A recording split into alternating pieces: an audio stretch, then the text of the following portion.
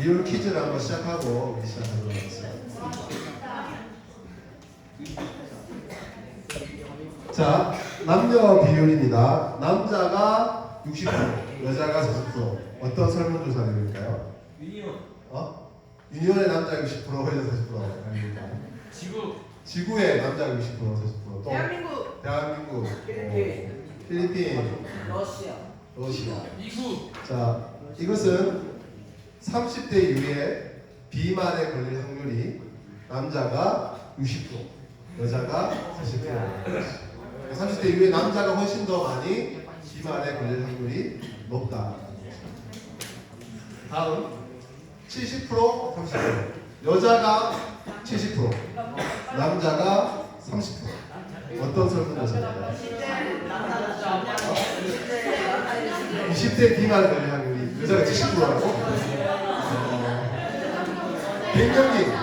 갱년기가 여자가 70%, 남자가 30%. 또 탈모가 여자가 훨씬 70%다. 자, 이거는 결혼한 후에 가정을 우선적으로 하고 싶은 마음이 여자는 70%, 남자는 30%. 남자들은 아무짝에 쓸모가 없어요. 결혼해도 남자들은 일 핑계 대고 골프 치러 다니고 낚시 치러 타고 다니고 세차는 되는데 세차는 되는데. 자, 다음 여자 80%, 남자 20%. 여자가 80%라고요? 여자가 먼저 이혼하자고 얘기하는 거지. 그럴 수 있지.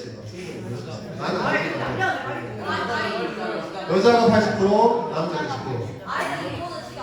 아이 못 보는 시간. 근데 요즘 그렇잖아. 요즘은 친구들이 다 아이 보고 있어. 이 친구들 아이 보고 있고, 여자들 카페 가서 뭐 먹고 있고. 자, 여자 80%, 남자 20%.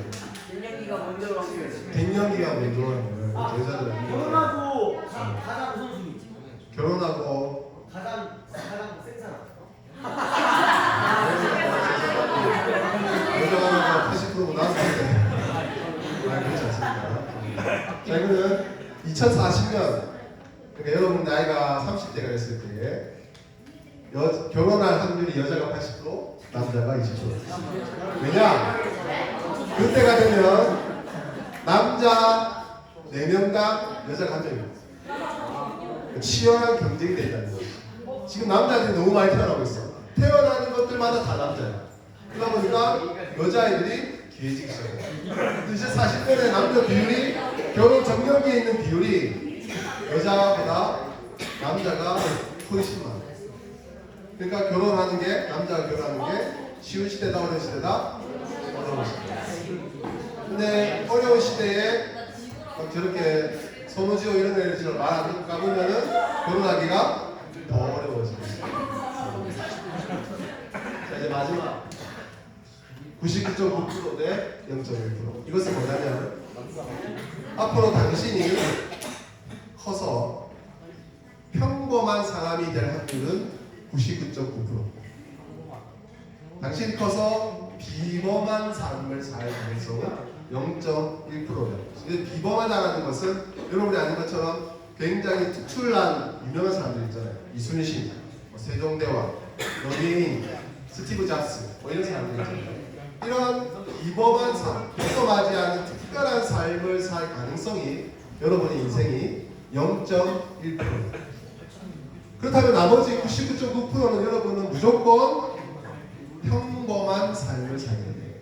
그 평범한 삶은 아침에 일어나서 씻고 아침밥 먹고 회사 출근해서 일하고 퇴근해서 집에서 뭐 이렇게 하다가 유튜브 보다가 잠드는 이 평범한 삶을 살 가능성이 99.9%예요. 그러니까 오디너리한 라이프를 살 가능성이 많지 엑스트라오디너리한 삶을 살 가능성은 거의 없다. 그런데 문제는 우리는 모든 것을 0.1%의 비범한 사람들에게만 배우고 있다는 거죠. 서점에 가면 자기계발서, 인문계열권을 보면은 책들이 다 놓여있는데 하나같이 다 비범한 사람들, 특별한 재능과 운을 가지고 특별한 장소에서 태어난 사람들의 이야기들만이 가득 차 있어요. 여러분은 그 특별한 사람들, 이순신, 세종대왕, 안중근, 스티브 잡스 뭐 그런 사람들의 삶에서 자꾸 교육을 받는 거예요. 그런데 실제로 성공한 사람들의 성공의 이유는 노력보다는 운이 좋았을 가능성이 굉장히 큽니다. 그러니까 우리는 평범한 삶을 살아야 되는데 우리는 평범한 사람에게 배우지 않고 특별한 재능과 특별한 운을 타고난 사람들에게서 삶을 배우다 보니까 어떤 문제가 일어나냐면 인류학자들이 말하는 것처럼 여러분의 시대는 일상이 파괴된 사회, 일상이 무너진 시대가 오게 되었다는 거죠. 그 말은 뭐냐면 우리에게 일상은 항상 지루하고 벗어나야 하고 피해야 하는 것으로 변질되어 버립니다. 월요일에 출근하면 주말만 생각합니다. 월화수목금토 생각하지 않습니다. 주말에 뭐 할까 생각합니다. 한 달에 시작된 월차만 생각하는 거죠. 출근 안 하고 노는 날. 상반기가 시작되면 여름 휴가만 생각합니다. 하반기가 시작되면 겨울 휴가만 생각합니다. 모든 사람들이 내가 살고 있는 평범한 출퇴근하는 일상을 지루하고 피해하고 벗어나야 하고 끔찍한 것으로 생각하는 경향이 여러분의 시대에 있다는 거죠. 그러면 어떤 결과가 있냐면 여러분이 남은 인생에 살게 될 삶의 80%가 평범한 일상입니다. 뭐 해외여행 가고 이런 거 없이 평범하게 출퇴근하는 일상이에요. 그러면 여러분 남은 인생의 80%가 지옥 같은 삶이 돼요. 그렇잖아요. 매일 일상을 피하고 벗어나야 될 것이 된다면 여러분 남은 인생의 80%는 지옥 같고 벗어나야 되고 지루한 것이 됩니다. 결국 인생 20%만 재미있는 인생입니다. 이거는 선택해야 돼요. 나도 이 시대처럼 항상 일상은 피곤하고 지루하고 벗어나야 되는 것을 생각하면서 남은 인생 20%만 행복하게 살 것인지 아니면 우리의 무너진 평범한 일상을 다시 일으켜 세워서 일상이 행복하고 일상이 즐겁고 일상에서 의미를 찾고 일상이 아름다운 삶을 살 것인지 여러분이 결정하죠. 그렇게 여러분이 결정한다면 여러분 남은 인생의 20%가 100% 전체의 행복을 누릴 수 있는 삶이 됩니다. 여러분이 나중에 어른이 되었을 때 매일 출근하는 것이 싫고 일하는 것이 싫고 어떻게든 그 일상을 벗어나고 싶어도 한다면 여러분은 인생을 낭비하고 있다라고 보면 됩니다. 이것을 통해서 제가 얘기하고 싶은 것은 이 미술을 통해서 한번 얘기하고 싶은데 자 모든 이후에 미술의 변화가 이렇게 변화되었습니다. 자 그럼 이 그림이 무슨 그림인지 알겠습니까?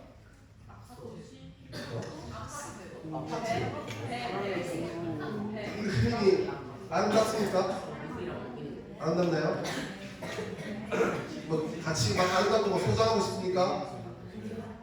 8억짜리 그림입니다. 자, 이 그림 뭔 것 같습니까? 뭔 것 같아요? 5억짜리입니다. 자, 이 그림 뭔 것 같습니까? 이거는 나도 그릴 수 있겠다. 이거는 나도 그릴 수 있겠다. 이 그림이 무슨 그림 같습니까? 예쁘나요? 이 그림이 예쁩니까? 다음. 자, 이런 그림입니다. 다음.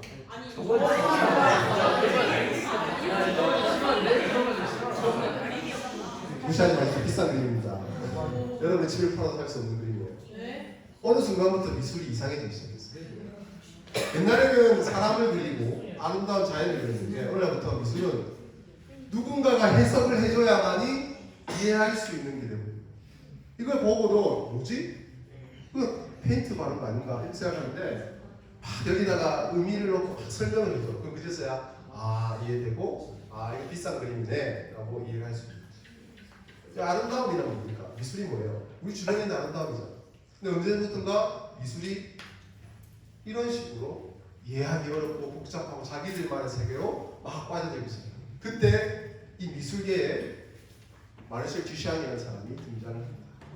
그 듀샹이 뉴욕 전시회에서 어떤 작품을 내느냐? 바로 이 작품입니다.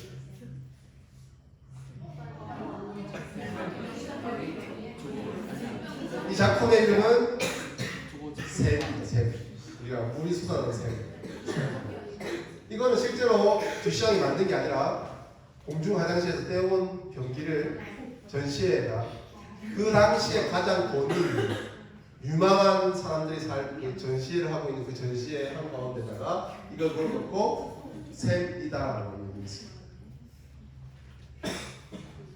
왜 듀샹은 그림도 그리지 않고 변기 떼와서 붙였습니다.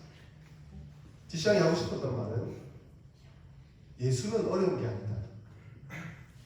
예술은 우리의 일상이 평범한 일상이 예술이 되지 못한다는 거예요. 아무리 기괴하고 아무리 아름다운 수학적 가치를 가진 그림이라 할지라도 그것이 결코 예술이 될 수 없다는 미술계의 경종을 울린 사건입니다. 우리의 평범한 일상이 예술이 되어야 한다. 너무 복잡하고 어려워하지 마라. 예술은 우리 가까이 있다. 그렇죠. 36억에 보겠습니다. 36억. 근데 우리가 생각해봐야 될 것은 듀샹이 했던 그 이야기들을 우리가 생각해봐요. 아, 좋은 거 많죠. 세상에 하고 싶은 거 많잖아요. 행복한 삶은 아닐 거예요. 그렇죠? 세계여행을 하는 삶이라든지 캠핑을 가는 삶이라든지 어떤 공연을 본다든지 이런 것들이 많은데 잘 생각해봐요. 우리의 일상이 평범한 하루가 재밌고 행복하고 아름답지 않으면 우리 인생은 결국 낭비된 인생이 될 수밖에 없습니다. 여러분 인스타그램이나 페이스북이나 오만 SNS에는 평범한 일상이 없어요. 대부분 특별한 삶에 대해서 특별한 카페, 특별한 공연, 특별한 어떤 행사 그런 것들이 SNS에 도배되고 있다는 것이죠. 그러면서 점점 우리가 살아야 할 80%인 평범한 일상은 자꾸만 지루하고 고통스럽고 벗어나야 될 것으로 변질되고 있다는 거죠. 그럼 결국 여러분은 20%만 행복한 인생을 앞으로 살게 될 수밖에 없는 거죠. 그래서 인생학교에서 가장 중요하게 생각하는 것은 뭐냐? 바로 평범한 일상이 예술이 되고 행복이 되고 만족이 되는 인생을 만드는 게 목적입니다. 그래서 제 꿈은 나중에 제가 나이가 많이 들면은 평범한 일상 학교를 세우는 게 제 꿈입니다. 평범한 일상을 어떻게 잘 사는, 출퇴근 잘하는, 사람에 관계에서 말을 이쁘게 하고 이런 상황에서 어떻게 해야 돼요? 옷을 입는 것, 그다음에 몸을 관리하는 것 이런 것들 평범한 우리가 일상에서 즐길 수 있는 많은 것들을 가르치고 그 안에서 평범한 일상이 행복한 삶을 만드는 것이 저의 하나의 비전이고 꿈이기도 합니다. 저는 여러분들이 앞으로 살게 될 평범한 하루, 학교 가고 공부하고 집에 오는 그 일상이 반복되는 그 일상이 지루하고 고통스러운 것이 아니라 행복하고 아름다운 것이 되었으면 좋겠습니다. 그렇다고 왜 우리가 일상을 힘들어하느냐? 그 이유는 바로 지루함 때문에 반복되는 지루함 때문에 우리는 일상을 힘들어하죠. 특히 여러분의 시대는 지루함을 못 참는 시대잖아요. 그죠? 지루함을 못 참는. 그래서 이 과학자들이 깜짝 놀라는 건 여러분들이 영상을 재밌어 하지만 이제는 영상마저도 지루해하는 시대가 왔어요. 그래서 뭘 봅니까? 쇼츠를 보죠. 뭘 봅니까? 영화 결말 포함 요약본. 왜? 1시간 반도 지루한 거야. 이거 볼 수가 없어. 1시간 반을 20분으로 요약을 누가 해줘. 그럼 그걸 보는 거예요. 왜? 이제는 옛날에는 강의가 지겨워서 영상을 사용했어. 근데 이제 영상도 지겨운 시대다. 여러분 시대. 모든 것이 지루해지는. 조금만 지루해도 지루함을 견디지 못하는 시대가 여러분. 근데 잘 보세요. 여러분이 지금 누리고 있는 모든 테크놀로지, 문명은 지루함에서 만들어져요. 여러분 휴대폰. 지루한 12만 번의 실험과 반복을 통해서 만들어지는 것이 여러분 휴대폰입니다. 그 지루함이 없었으면 여러분 지금 휴대폰을 가질 수 있다 없다? 인생의 인류의 모든 아름다운 것은 지루함에서. 그래서 제가 여러분에게 조언하는 것은 지루함 속에 있는 기쁨을 좀 즐길 수 있어요. 왜냐면 지루하면 어떻게 바로 어떻게 합니까? 지루하다면 바로 딱 해서 자동으로 기쁨. 근데 그냥 멍 때리고 지루해 하는 것을 피하지 않아요. 네. 지루한 삶에서 번뜩이는 인생에 대한 인사이트입니다. 아 이거 아니야, 이거 아니야. 내가 사인처럼 하게 되는데 지루함에서 번뜩이는 인사이트입니다. 여러분이 미디어 매체를 통해 얻게 된 인사이트는 절대 여러분이 아닙니다. 여러분에게 전혀 영향을 주지 않아요. 여러분 지루한 상태에서 떠오르는 인사이트가 여러분의 인생을 바꿀 수 있다는 것이죠.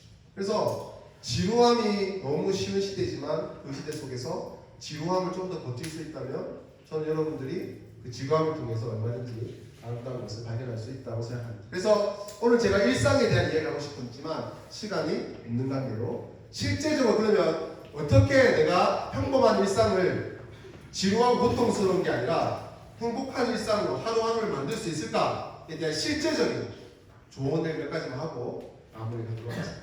첫 번째, 매일 하루에 5분씩 하늘을 지그시처럼. 하루에 한 번도 하늘을 쳐다보지 못하는 인생이라면 헛되게 삽니다. 최근에 중국에서 저두족이 유행하고 있어요. 저두족이 뭔지 압니까? 저두족 압니까? 이렇게 아래를 보고 걷는 사람이에요. 저두족. 여러분 길거리 지나면 다 이렇게 하고 있죠. 이런 시대에, 저두족의 시대에 누가 세상을 이길 수 있느냐? 하루 5분. 하루 5분도 하늘을 못 쳐다보는 인생이 되시나요? 근데 하루 5분 하늘을 쳐다보는 그 지루한 시간이 여러분 삶을 바꿀 수 있습니다. 별거 아니죠. 두 번째, 하루에 한 번 심호흡을 크게 3번 해야 돼요.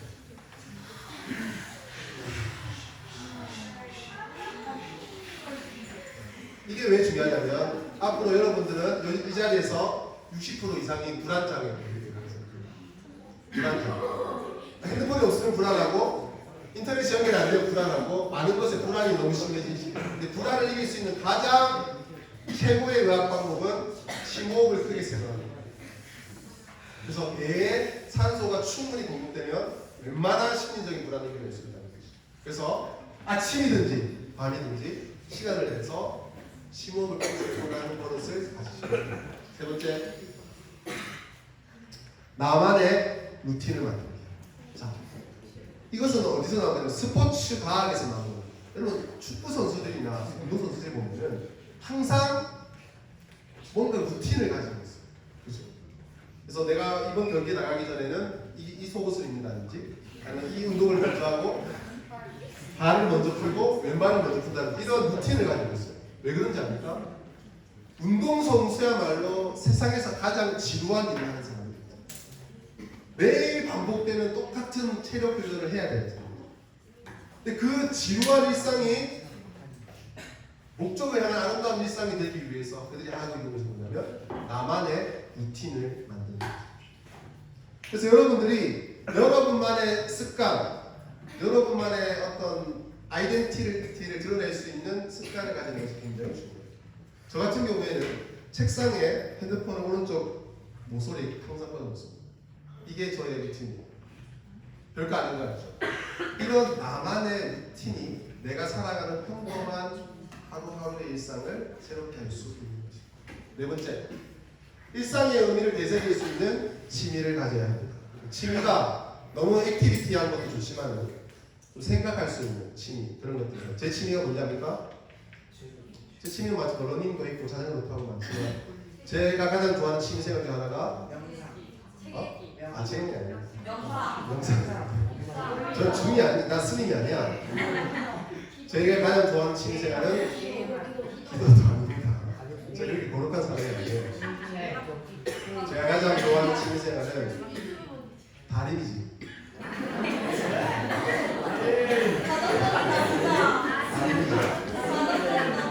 저는 다리미질을 굉장히 좋아하는 사람이에요. 아침에 다리미질을 꼭 하는 사람이에요. 저는 티셔츠도 꼭 발에서 입어야 됩니다. 근데 다리미질을 좋아하는 이유는 다리미질이 내 평범한 하루 일상에서 그날 하루를 생각하고 흥분하고 운동할 수 있는 가장 좋은 시간. 혼자만의 시간에 그 구겨진 옷을 반듯하게 펴가는 조용한 시간. 그 시간을 통해서 내 하루는 다시 활기차고 다시 도전적이고 다시 삶의 활력을 깨닫는 시간. 여러분이 할 수 있는 가장 쉬운 취미생활. 하지만 너무 활발하지 않고 조용히 생각하면서 가질 수 있는 취미생활을 가지면 하루하루가 행복할 수 있습니다. 마지막 다섯 번째. 어떻게 하면 피하지 않고 즐길 수 있을지 생각해요. 어쨌든 여러분은 피할 수 없는 게 많습니다. 공부도 해야 되고, 그죠? 밥도 먹어야 되고, 운동도 해야 되고, 살도 빼야 되고.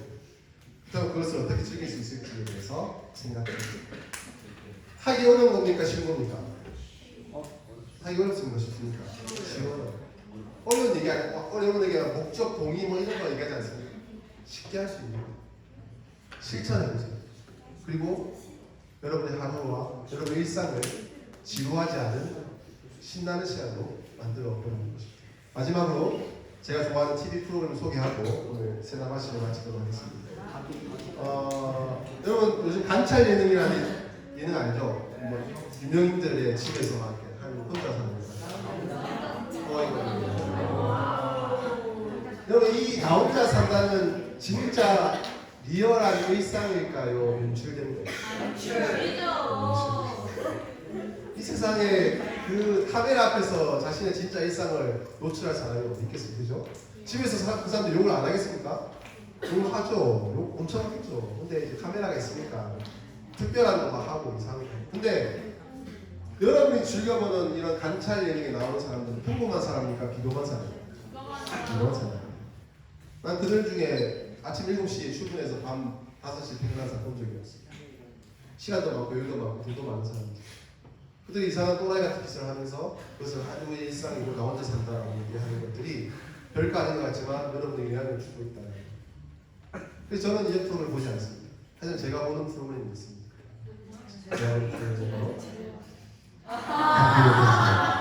혹시 프로그램 아십니까? 아십니까? 이거는 너무 여러분들이 꼭 봐야 되는 이 프로그램이 뭐냐?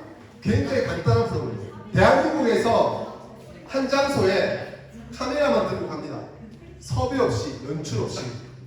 그냥 뭐냐, 성북동은 성북동, 을지로면 을지로, 연남동은 연남동. 한 장소에 카메라만 들고 PD 2명이 가서 3일 동안 그냥 우연히 만난 사람들, 우연히 만난 삶을 찍는 거예요. 거기에는 연출이 없어요. 거기 섭외된 것도 없어요. 지나가다가 만나서 얘기하고 이렇게 사면서 가는 거예요. 근데 저는 제 인생의 많은 부분을 이 다큐멘터리 3일을 통해서 배웠습니다. 그 평범한 사람들의 삶이 저에게 많은 울림을 준다는 것이죠. 오늘 그 다큐멘터리 3일의 한 장면을 영상으로 보고 마무리하도록 하겠습니다.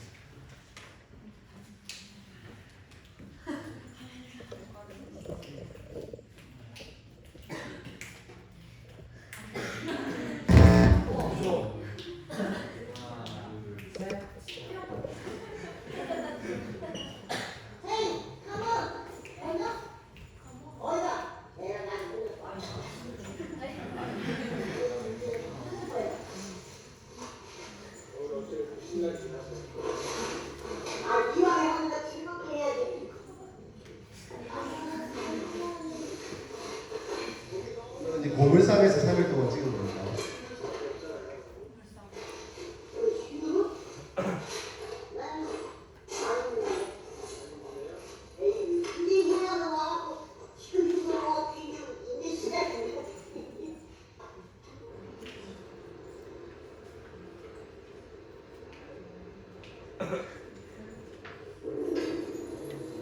종이상자 몇 개 가져올 힘도 없는 듯 할머니 한 분이 아침 일찍 고물상을 찾았습니다.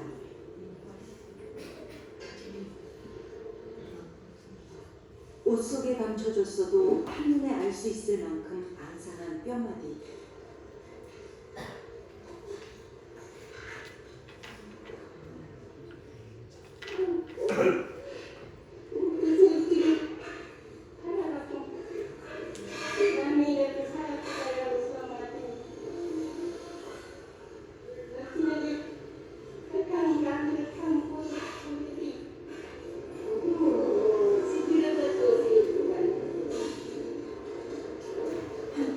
걸 해결하러 왔다는 할머니 머리는 총 2,500원. 그 돈으로 과연 오늘 끼니를 해결할 수 있을까요?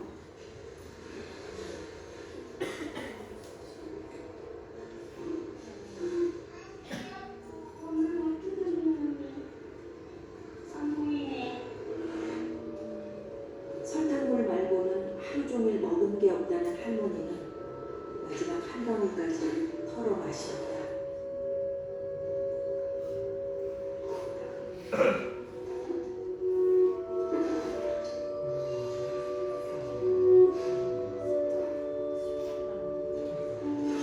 나이 들수록 밥심으로 산다는데 할머니에겐 밥심조차 사치처럼 느껴집니다.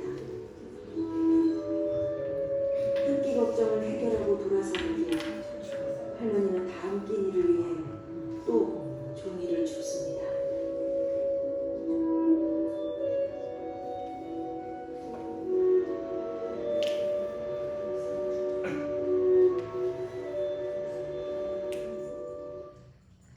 잘 보셨습니까? 세상에는 성실함을 가르치는 수많은 인문학 책이 있습니다. 어떻게 성실한 삶을 살 수 있습니까?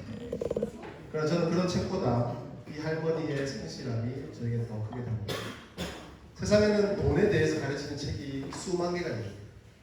그래서 저는 이 할머니 2,500원이 저에게 가장 큰 돈에 대한 교훈이죠. 이 2,500원을 본 이게 나이가 쓰는 2,500원에 대한 내 생각과 태도가 달라집니다. 할머니 평범한 사람, 이 평범한 사람이 우리에게 삶을 가르치는 거죠. 뭘 가르칩니까? 비범한 삶을 꿈꾸기보다 우리에게 주어진 평범한 하루하루를 감사하고 그 평범한 하루하루를 행복해하고 즐거워하고 그 평범한 하루하루 일상을 아름답게 갖고 나갈 것을 우리에게 가르쳐 주고 있다는 것입니다. 사랑하는 캠프 친구들, 이제 우리가 다시 세라바시로 만날 일은 없겠지만 저는 여러분들이 돌아가서 또 어느 시점에 어른이 되었을 때 꼭 인생 학교를 기억하면서 여러분이 만나고 있는 그 평범한 하루 일과를 그냥 포기하고 피해야 될 고통스러운 것이 아니라 귀중하게 여기는 삶이 됐습니다. 어떤 비범한 사람들에게 뭔가를 배우기보다 여러분 주변에 있는 평범한 사람들을 통해서 배웠으면 좋겠습니다. 그래서 저에게 영웅 이순신 장군도 세종대왕도 아니고 스티브 잡스도 아닙니다. 저에게 영웅은 가장 평범한 삶을 살았던 제 아버지가 저의 가장 큰 영웅이다. 기도하겠습니다. 살아계신 하나님 아버지, 우리에게 평범한 하루와 평범한 일상을 허락해 주심을 감사합니다. 하나님은 이 세상에 평범한 일상을 허락하시면서 그 안에 우리가 알지 못하는 숨겨진 만족과 행복과 기쁨을 주셨다는 것을 알고 있습니다. 오늘 이 캠프에 참석한 아이들이 앞으로 남은 인생을 살아갈 때 이 시대가 타락한 시대가 그렇게 하는 것처럼 평범한 하루를 지옥 같고 피해야 할 어떤 것으로 여기는 것이 아니라 평범한 일상을 끌어안고 그 하루에 만족하고 감사하며 하루에 한 번 하늘을 볼 수 있고 하루에 한 번 크게 심호흡할 수 있고 피할 수 없는 것을 아름답게 즐길 줄 아는 복된 인생을 살아갈 수 있는 친구가 될 수 있도록 도와주옵소서. 감사드리며 예수님 이름으로 기도드립니다. 오늘 이제